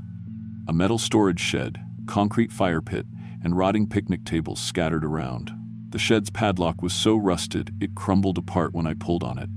Inside was dry and clean, folding chairs, a card table with 1,980 seconds hunting magazines, empty beer cans. The whole place smelled like old wood, stale air, and something else underneath, something organic and musky that made my nose burn. I set up my sleeping bag and ate one of the burgers I'd brought. The plan was simple: hide out for a few days, then hike to a different highway and hitchhike out of state. The first weird thing happened around 9 p.m., just as full darkness settled over the forest. I was trying to get a small fire going when something massive crashed through the trees, maybe 50 yards away. It sounded like an entire oak tree falling. This enormous symphony of breaking branches and something incredibly heavy hitting the ground. My immediate thought was black bear. I did what you're supposed to do, stood up tall and started yelling, banging on one of the metal chairs to scare it off. But whatever was out there didn't run. Instead, everything went completely silent. Not just quiet, utterly, impossibly silent. No insects, no wind, no small animals. Even the fire seemed to burn quieter, like something was absorbing all sound from the area. The silence felt heavy, pressing against my eardrums. I pulled out my phone and turned on the flashlight, pointing it toward where I'd heard the crash. Right at the edge of the light, I saw two eyes reflecting back at me. They were yellow, like a cat's eyes, but much larger, positioned about 8 feet off the ground. But it was the intelligence behind those eyes that really unsettled me. They weren't the mindless gaze of a startled animal. They were focused, calculating, studying me with obvious intent. The eyes tracked my movements. When I shifted the light left, they followed. When I moved it right, they adjusted accordingly. Whatever was out there was deliberately watching me, trying to understand what I was and what I was doing in its territory. That's when I heard the breathing. Slow, deliberate, controlled, like something consciously trying to stay quiet but unable to completely suppress the sound. Not panicked animal breathing, but patient, measured inhalations that suggested intelligence and planning. I backed toward the shed and slammed the door, sliding the bolt home with shaking hands. I pushed the card table against the door for extra security, even though I knew if something that large wanted inside, furniture wouldn't stop it. That's when the footsteps started. Heavy, deliberate steps circling the building. Whatever was out there walked upright on 2 legs, but the rhythm was wrong. It would take several normal human steps, then pause, then continue. Like something that understood bipedal locomotion but had to consciously think about each movement.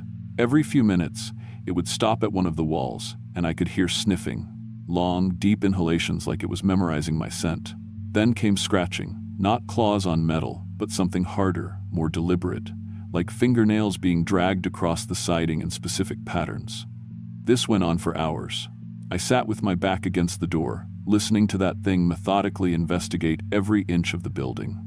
Sometimes the footsteps would stop for 20 minutes, and I'd hope it had lost interest. Then they'd resume from a different direction, like it was mapping the entire structure.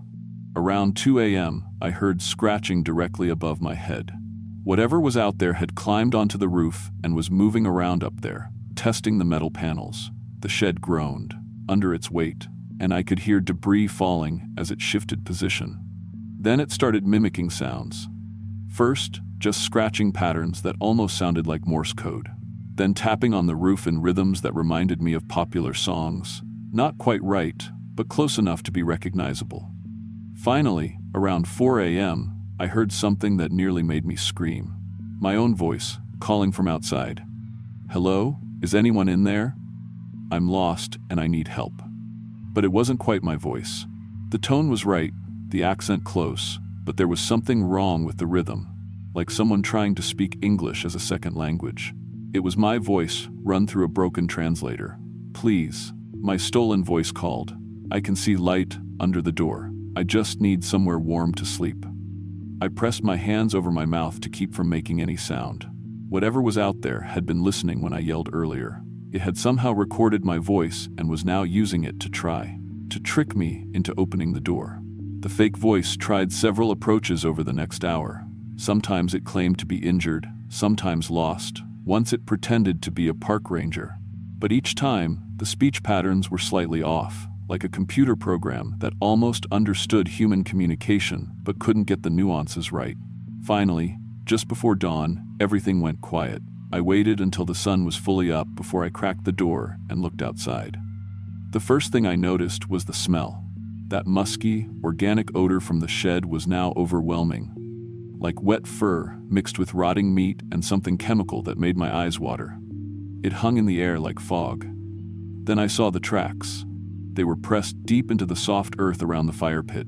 Human-shaped footprints, but massive, maybe 18 inches long and 8 inches wide. The impressions were so deep they suggested something incredibly heavy. But the worst detail was the toes. Instead of normal, human toe marks, there were long, curved gouges in the mud, like claws had dug in with each step. More disturbing were objects that hadn't been there when I arrived. My work uniform from McDonald's, which I'd left in my car 20 miles away, was hanging from a tree branch near the fire pit. It was torn and muddy, like it had been dragged through the forest. My car keys, which I'd left in the ignition, were arranged in a neat line on one of the picnic tables. Whatever had been hunting me had somehow found my car during the night, investigated it, and brought back pieces of my life like trophies. It wasn't just territorially aggressive, it was actively studying me. I packed my stuff and started hiking back toward the main trail, but within 10 minutes, I realized I wasn't alone. Something large was moving through the forest parallel to my path, maybe 30 yards to my left. When I walked, it walked. When I stopped, the sound stopped too. It was hurting me. Every time I tried to head toward the highway, I'd hear crashing sounds from that direction, trees being shoved aside, heavy footsteps moving to block my path. Whatever was stalking me was using the terrain to control where I could go. By noon, I was completely lost. I'd been hiking for hours through increasingly dense forest, and my stalker was getting bolder. I could see movement in my peripheral vision, dark shapes darting between trees, always just outside direct sight. The trees here were different too, older, more closely spaced, with scratch marks about 8 feet off the ground. Around 2 p.m., exhausted and dehydrated, I found another abandoned structure. This one was much older, a concrete shelter that might have been a root cellar from some long-vanished homestead. The concrete was cracked and stained, but solid. There was even a heavy wooden door. I was too tired to keep running. If I was going to make my stand, this seemed like the best option. I spent an hour gathering weapons, rocks, broken bottles, and a thick oak branch I could use as a club. Just before sunset, it finally showed itself. It emerged from the tree line about 50 yards away, and for the first time, I got a clear look at what had been hunting me. At first glance, it looked almost human, bipedal, with recognizable arms and legs. But every detail was wrong. It stood at least 9 feet tall, covered in matted black fur that looked like it had never been cleaned. The fur was patchy in places, revealing pale, mottled skin underneath that seemed to shift even when the creature was still. Its proportions were disturbing. Arms too long, reaching almost to the ground, with hands ending in curved claws longer than my fingers. The face was the worst part. It looked like someone had taken a human skull and stretched it vertically, making it too long and narrow. The eyes were the same yellow I'd seen before, but much larger than human eyes, positioned slightly wrong on the elongated skull. The mouth was recognizably human-shaped, but filled with teeth that had been deliberately filed to sharp points. When it moved, it was like watching someone who had studied human movement, but never experienced it. Each step required conscious thought, and the rhythm was just wrong enough to trigger every instinct that something was fundamentally off. It stood there for maybe a minute, just looking at me. Then it smiled, revealing those filed teeth, and spoke in a voice that sounded like 3 people talking at the same time. So young, so much meat. We've been so hungry. The voice had depth and harmonics no human throat could produce, like multiple vocal cords working independently. But worse than the impossible acoustics was the intelligence behind the words. This wasn't some mindless predator. It could plan and communicate and make conscious decisions about how to hunt. I started throwing rocks, screaming at the top of my lungs. One caught it in the chest. Instead of backing off, it looked down at where the rock had hit, then back at me, and laughed. The sound was horrifying, not a single voice but a whole chorus of laughter, like a dozen different people finding something genuinely funny. It started walking toward me with that deliberate, unnatural gait. When it got within 10 feet, I swung the oak branch with everything I had. The branch caught it across the side of the head with a sound like an axe hitting wet wood. I heard something crack and black blood sprayed from what might have been its ear. The creature staggered back, touched its head, and looked at the blood on its fingers with what seemed like curiosity. Then it looked back at me and made that impossible multi-toned laughing sound again. Feisty. All the voices said together, "We like feisty. Makes the meat taste better." It lunged then, moving faster than anything that size should move. I threw myself sideways as those massive claws slammed into the ground where I'd been standing, leaving gouges in the concrete 6 inches deep. I scrambled toward the back of the shelter, but there was nowhere to go. The creature followed me inside, filling the entrance, blocking out the twilight. In the confined space, that chemical smell was overwhelming. That's when my phone started ringing. The sound was impossibly loud in the concrete shelter, and both the creature and I froze. My phone had somehow found a signal. The caller ID said, "Mom, where the hell are you?" My mother's voice came through clearly. "Dave called about money you stole. You need to come home right now." "Mom?" I screamed into the phone. "I'm in the mountains, and something's trying to kill me. Call 911. The creature's head tilted at the sound of another human voice coming from the phone. For a moment, it looked confused, like it was trying to understand how someone could be present without being physically there. That confusion saved my life. I managed to give my location before the creature recovered and lunged again. This time, I couldn't dodge completely. Its claws raked down my back, tearing through my shirt and cutting deep parallel lines into my skin. The pain was incredible, like being hit with broken glass. The impact knocked me out of the shelter. I hit the ground hard, rolling away as those claws slammed into concrete. I staggered up and ran, crashing through underbrush with that thing right behind me. Then I heard the most beautiful sound of my life. Sirens. Multiple sirens, getting closer, echoing through the valleys. My mother had called 911, and somehow they were close enough to respond. The creature heard them too and stopped so suddenly I could hear its claws scraping rock as it tried to break. I looked back and saw it standing motionless, about 20 yards behind me, head tilted at an unnatural angle, listening to the approaching sirens with confusion. Then, without warning, it melted back into the forest like smoke, vanishing completely.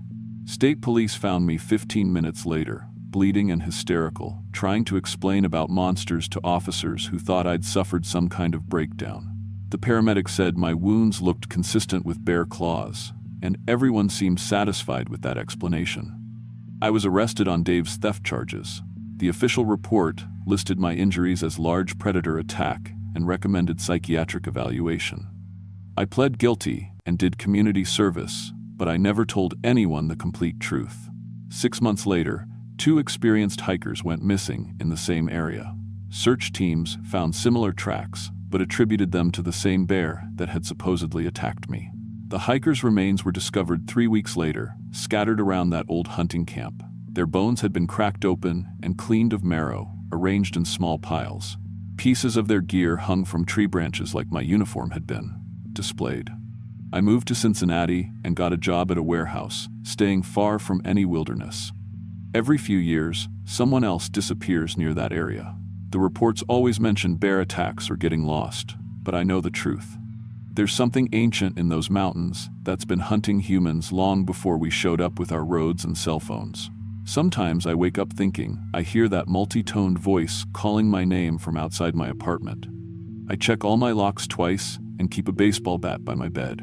The scars on my back still ache when storms are coming, like the wounds remember what made them. I'll never go camping again, and I warn everyone to stay out of those deep mountain places where the trees grow too thick and cell towers don't reach. Most people think I'm just paranoid. That's fine. As long as they stay away from places where things older than civilization are still hunting, they'll probably be okay. The worst part is knowing that it remembers me too, that it knows my scent, my voice, the taste of my blood.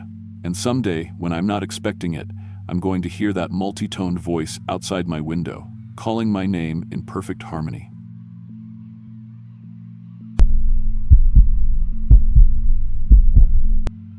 I'm 41 years old now, and I work nights at a warehouse because I can't sleep much anyway.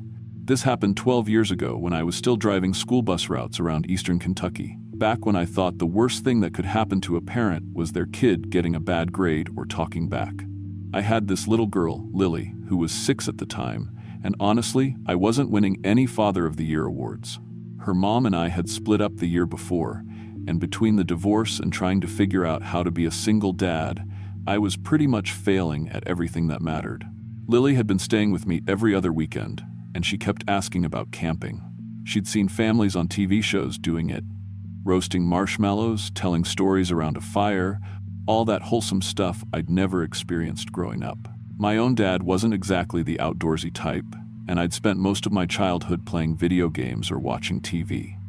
But Lily would look at me with those big eyes and ask why we couldn't be like the families on television, why we never did anything fun together. It broke my heart every time, because I knew she was right. I was trying to figure out how to be the dad she deserved, and camping seemed like something I could maybe pull off. So I went to Walmart and bought the cheapest camping gear they had: a 2-person tent, some sleeping bags, a little camp stove, the whole basic setup.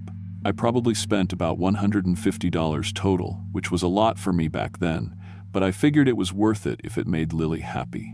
I did some research online and found this campground in the mountains near Prestonsburg that advertised authentic mountain family experiences and had really good reviews. The website talked about how the family running it had been there for generations, and how kids especially loved visiting because of all the activities and the connection to old mountain traditions. The drive up there took about 2 hours, winding through those narrow mountain roads that make you nervous even when you've lived in Kentucky your whole life. Lily was excited the entire time, chattering about what we'd do and asking if there would be other kids to play with. I kept thinking this might actually work out, that maybe I could give her one good memory to make up for all the times I'd disappointed her. When we got to the campground, it was run by this family called the Crenshaws. The main office was in an old farmhouse that looked like it had been there forever, with a wraparound porch and everything painted white but weathered from the mountain climate. Old Mrs. Crenshaw came out to greet us. She was probably in her 70s, wearing a long dress and an apron like something from another era. She was friendly enough, talking about how the family had been living in these mountains for 8 generations and how they loved sharing their heritage with visitors, especially families with children. Mrs. Crenshaw looked at Lily and smiled in this way that seemed genuine, asking her name and age and whether she was excited about her first camping trip. When Lily nodded enthusiastically, Mrs. Crenshaw suggested we might want to use their special children's site instead of staying down with the main group of campers. She said it was about a mile up their private trail, away from the noise and commotion where mountain children had played for generations. She promised Lily would love it because local kids still came to play there most evenings, and she'd probably make some new friends. Looking back now, I should have asked more questions about who exactly these local kids were and where they came from, but at the time, it seemed perfect. Lily was shy around other adults but lit up when she talked to other children, and I thought some social interaction might be good for her. Mrs. Crenshaw gave us a hand-drawn map to the special site and waved us off, saying she'd check on us the next morning with fresh milk and eggs from their farm. The trail up to the site was beautiful, I'll give it that. It wound through thick forest with those massive oak and maple trees that make you feel small, and there were wildflowers everywhere Lily kept stopping to pick. The air was clean and cool, and for the first time in months, I felt like maybe I was doing something right as a father. We were having genuine quality time together, away from the stress of custody schedules and court paperwork and all the other garbage that had been dominating our lives. When we reached the camping site, it was like something out of a storybook.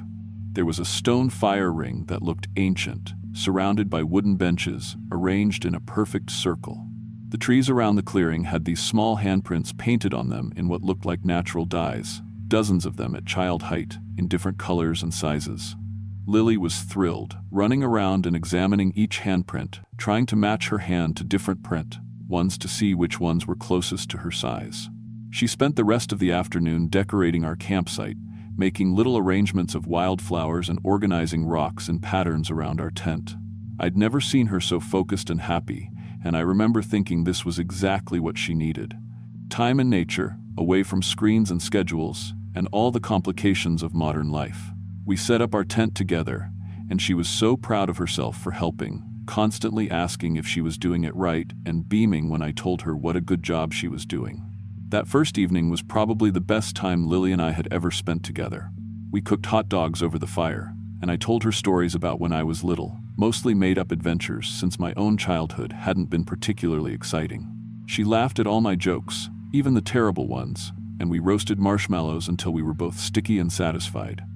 I felt like maybe I was finally figuring out the whole fatherhood thing. Around 8 o'clock, as the sun was setting behind the mountains, we started hearing children's voices singing somewhere in the forest.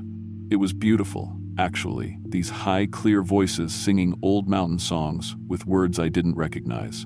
The melodies were haunting, but not scary, like lullabies that had been passed down through generations. Lily immediately perked up and wanted to go find the other kids, but it was getting dark and I couldn't see any lights or campfires in the direction the singing was coming from. Maybe we'll meet them tomorrow, I told her, though privately I was a little confused about where the voices were coming from. The singing continued for hours, sometimes closer, sometimes farther away, but always the same group of young voices. It was hypnotic, and we both fell asleep listening to it, with Lily curled up against me in the tent, completely content. The next morning, I woke up to find gifts scattered around our campsite. Small wooden dolls carved with incredible detail, braided grass bracelets that looked professionally made, and little carved animals, bears, deer, rabbits. Lily was ecstatic, examining each item like it was made of gold. I was honestly puzzled about where they'd come from, but before I could think too much about it, Mrs. Crenshaw appeared with a basket of fresh milk and eggs. The mountain children leave presents for new friends they want to keep, she explained, smiling as Lily showed her each gift. When I asked about meeting these other kids, Mrs. Crenshaw's smile got a little strange, and she said they were shy around outsiders at first, but would probably warm up to Lily soon enough. She seemed genuinely fond of Lily, asking about her interests and complimenting her flower arrangements from the day before. That afternoon, while Lily was playing near the edge of our campsite, a boy about her age emerged from the trees. He was pale, with dark hair and old-fashioned clothes, like overalls and a cotton shirt that looked handmade. He introduced himself as Tommy Crenshaw, and when he shook my hand, his skin felt unusually cold, but I figured maybe he'd been playing in a creek or something. Tommy spoke in this formal, old-fashioned way that reminded me of how kids talked in movies from the 1950 seconds. He was polite, calling me sir and asking permission before playing with Lily, but there was something about his mannerisms that felt off. He taught Lily games I'd never heard of. Blood tag, where whoever was it had to touch others with a red cloth, and sacrifice circle, which seemed to involve arranging objects in specific patterns while chanting. I watched them play for a while, and I noticed that Tommy never seemed to get tired or dirty, even though they were running around and playing in the woods for hours. His clothes stayed perfectly clean, and he never seemed to need water or rest breaks like Lily did. When I touched his shoulder to get his attention, at one point, his skin was so cold it was like touching someone who'd been swimming in ice water, but he didn't seem uncomfortable or cold. That evening, Tommy brought 3 other children to our campfire. 2 girls and another boy, all around the same age, all with that same pale complexion and old-fashioned clothing. They were polite and well-behaved, but they spoke in that same formal way, like they'd learned English from textbooks written 100 years ago. They told Lily stories about the joining ceremony, where special children became part of their eternal mountain family, and how wonderful it was to never have to worry about growing up or leaving your friends behind. The children said Lily was chosen because she had the old blood that connected her to their ancient lineage, and they could tell she was meant to be part of their family. They talked about games they could play forever, songs they could sing together, and how she'd never have to be sad or lonely again if she joined them.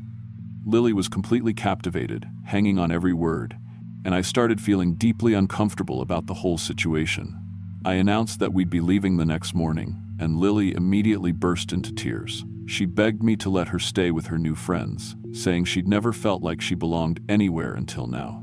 The other children just watched quietly as she sobbed, not trying to comfort her or react the way normal kids would. They just stood there, perfectly still, waiting. That night, I was woken up by dozens of children's voices surrounding our tent, singing Lily's name in haunting melodies that seemed to come from every direction at once. Lily, come and play. Lily, join our games. Lily, stay forever and never grow old. I grabbed my flashlight and looked outside, and what I saw made my blood freeze. There were children standing in a perfect circle around our campsite, at least 20 of them, ranging in age from maybe 4 to 12 years old. They were holding hands and staring at our tent, but their eye sockets were completely black, like empty holes where eyes should be. They were perfectly motionless, not swaying or fidgeting the way normal kids would, just standing there like statues in the moonlight. I blinked hard, thinking I must be having some kind of nightmare, but when I opened my eyes, they were gone. The singing continued from all directions, though, echoing through the mountains like it was coming from the trees themselves. Lily was still asleep next to me, but she was smiling and murmuring in response to the voices, like she was having a conversation with them in her dreams. In the morning, I packed our stuff frantically while Lily sobbed and fought me, screaming that I was taking her away from her real family. She kicked and hit me as I loaded our gear into the car, something she'd never done before, and kept looking back toward the trees like she expected her new friends to come help her. Mrs. Crenshaw appeared as I was putting the last of our things in the trunk, and for the first time, she looked angry. Lily could have had eternal childhood and perfect love, she said, not trying to hide her displeasure anymore. She explained that mountain families had been protecting their bloodlines through special ceremonies passed down for centuries, and that children like Lily were rare and precious. She said I was making a terrible mistake by taking her away from where she truly belonged, and that some gifts couldn't be refused forever. As we drove away, Lily pressed her face to the back window, crying and waving at children who seemed to be following our car through the trees. I kept checking my mirrors, but I could never see them clearly, just glimpses of movement in my peripheral vision, shapes that vanished when I tried to focus on them. The drive home was the longest 2 hours of my life. Lily cried the entire way, begging me to turn around and go back to her friends. She kept saying they needed her, that she was supposed to stay with them, and that I was ruining everything by making her leave. Nothing I said could comfort her, and by the time we got home, I was starting to worry that the whole experience had traumatized her in some way I didn't understand. For months afterward, Lily drew pictures of the pale children constantly. She'd spend hours sketching their faces, always with those black eye sockets, and she refused to play with kids her own age. When I'd take her to the park or try to arrange playdates, she'd just sit by herself and talk about how the other kids weren't real like her mountain friends were. She started sleepwalking at night, and I'd find her in our backyard calling for Tommy and the other children, asking them to come get her. I took her to a child psychologist, thinking maybe she was having trouble adjusting to the divorce and was using the camping trip as some kind of escape fantasy. But Lily insisted the mountain children were more real than anyone else in her life, including me. She drew pictures for the therapist, showing herself holding hands with them, and she'd get angry when the doctor suggested they might have been imaginary friends. 1 year later, Lily disappeared from our backyard while I was inside making dinner for exactly 10 minutes. I'd been watching her through the kitchen window, saw her playing with her dolls under the oak tree, and when I came back outside with her plate, she was gone. I searched everywhere, called the police, organized search parties with neighbors and volunteers. For weeks, hundreds of people combed through every inch of our neighborhood and the surrounding woods, but there was no trace of her anywhere. The police questioned the Crenshaw family, but they claimed they'd never seen Lily after our camping trip ended. When investigators visited the campground, the family was cooperative and seemed genuinely concerned, but they had no information about what might have happened to her. The case eventually went cold, and I was left with nothing but questions and guilt. 6 months after Lily vanished, I received a package with no return address. Inside was a small wooden doll, carved in the same style as the gifts we'd found at the campsite, along with a note in Lily's careful handwriting. "I'm happy now, Daddy. I'm with my real family, where children never grow up or die. Don't be sad. I love you." I drove back to the campground immediately, but the entire area was abandoned and overgrown, as if no one had lived there for decades. The farmhouse was falling apart, with broken windows and a collapsed porch, and the trails were barely visible through years of undergrowth. Local records showed that the Crenshaw family had died in a fire in 1892, more than a century before I'd met them. I hired private investigators and even consulted psychics, spending every penny I had trying to find some trace of Lily or explanation for what had happened. None of them could find anything concrete, though a few mentioned feeling a strong presence in those mountains and warned me to stay away from the area. On Lily's birthday each year, I receive a new wooden doll and a photograph showing her playing with the pale children. In each photo, she looks exactly the same age as when she disappeared, still 6 years old, still wearing the same clothes, while I've grown older and grayer.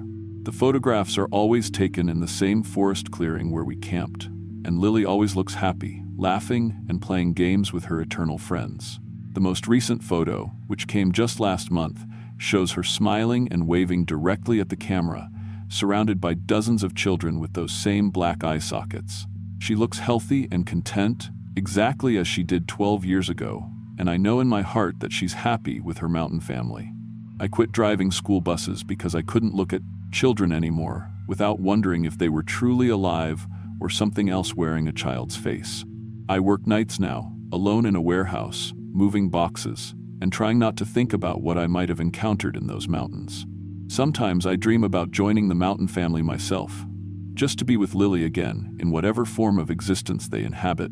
But I know that's exactly what they want, another broken parent to lure into their hollow, where children sing forever and families never have to say goodbye.